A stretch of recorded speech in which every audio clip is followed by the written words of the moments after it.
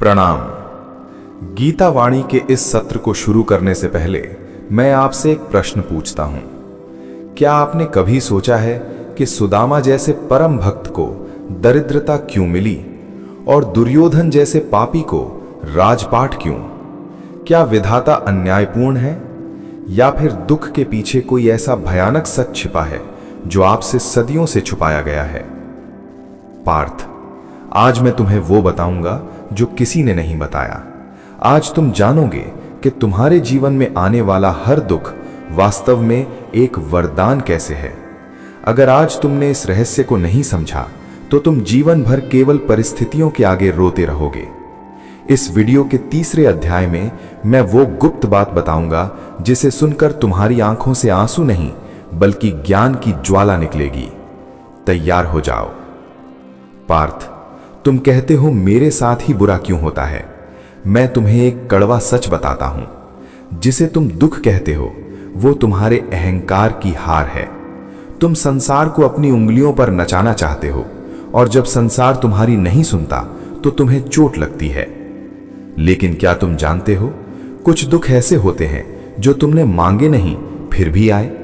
वे कहां से आए? क्या वे पिछले जन्म के हैं या कोई और शक्ति है जो तुम्हें तड़पा रही है? इसका जवाब छिपा है उस काले सच में जिसे तुम प्रारब्ध कहते हो। पार्थ, कर्म कभी मरता नहीं, वो केवल समय का इंतजार करता है। जैसे एक शिकारी तीर चलाकर भूल जाता है पर वो तीर अपना लक्ष्य ढूंढ ही लेता है। तुम्हारे आज के आंसू शायद उस तीर का घाव है जो तुमने जाने अनजाने में बहुत पहले चलाया था। लेकिन रुको, क्या इसका मतलब यह है कि तुम्हें हमेशा तड़पना होगा? क्या इस चक्र को तोड़ने का कोई शॉर्टकट है? हां, एक ऐसा मार्ग है जिसे स्वयं महादेव ने भी अपनाया था। वो मार्ग क्या है वो मैं तुम्हें अगले 10 मिनट में बताऊंगा, पर उससे पहले यह समझो कि दुख तुम्हारे शरीर को नहीं तुम्हारी आत्मा को साफ करने आया है। पार्थ, अब ध्यान से सुनो। दुख क्यों आता है? क्योंकि तुम्हारी आत्मा सो गई है। तुम इस संसार के मुंह में इतने अंधे हो गए हो कि तुमने अपनी असली पहचान खो दी है।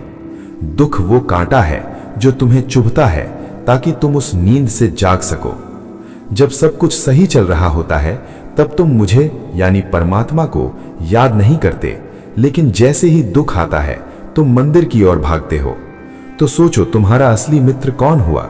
वो सुख जिसने तुम्हें मुझसे दूर कर दिया या वो दुख जिसने तुम्हें मेरे चरणों में ला खड़ा किया? दुख पीड़ा नहीं है पार्थ, दुख परमात्मा का निमंत्रण है। जो इस निमंत्रण को समझ गया उसके लिए नरक भी स्वर्ग बन जाता है। पार्थ, अब सुनो, वो शॉर्टकट जो स्वयं महादेव ने अपनाया था, ये शॉर्टकट कर्म से भागने का नहीं था। ये कर्म करते हुए भी बंधन से मुक्त रहने का मार्ग था। जब ब्रह्मांड विष से भर उठा तब किसी ने विष को हटाने की याचना की, पर महादेव ने विष को अपने कंठ में धारण कर लिया। उन्होंने विष को नष्ट नहीं किया, उन्होंने विष को चेतना की अग्नि में रोक दिया। पार्थ, यही वो मार्ग है। दुख से भागो मत, दुख को साधना बना लो। जो घट रहा है उसे मेरी सजा मत मानो, उसे ईश्वर की लीला समझो। महादेव ने कर्म किए पर कर्म के फल को अपनी पहचान नहीं बनाया। वे संहारक होकर भी बंधे नहीं और तपस्वी होकर भी संसार से कटे नहीं। तुम त्याग को बाहरी त्याग समझते हो, घर धन संबंध छोड़ देना। नहीं पार्थ, महादेव का त्याग भीतर की आसक्ति का त्याग था। इसीलिए वे कैलाश पर बैठकर भी संसार के दुख को अपने कंठ में रोक लेते थे। उनका कंठ नीला हुआ क्योंकि उन्होंने विष को बाहर नहीं फेंका, उसे भीतर साध लिया। अब इस शॉर्टकट का सूत्र सुनो। कर्म करो पर फल को मेरे चरणों में अर्पित कर दो। जो मिले उसे मेरा प्रसाद समझो, जो छिने उसे मेरी शिक्षा समझो। पार्थ, जिस दिन तुमने अपने हर कर्म को अर्पण बना दिया उस दिन कर्म तुम्हें बांध नहीं पाएंगे, क्योंकि बंधन कर्म से नहीं फल की लालसा से बनता है।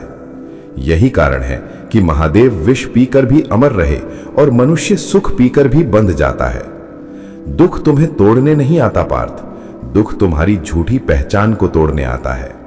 अंत में पार्थ, यदि तुम चाहते हो कि कोई भी दुख तुम्हें कभी तोड़ न पाए तो एक सूत्र याद रखना, निमित्त मात्रम भव। तुम केवल एक जरिया बनो। जब तुम जीत को मेरी जीत मानोगे तो हार का दुख भी तुम्हारा नहीं रहेगा। आज से जब भी दुख आए तो ये मत पूछना क्यों, बल्कि ये पूछना क्या सिखाने आए हो।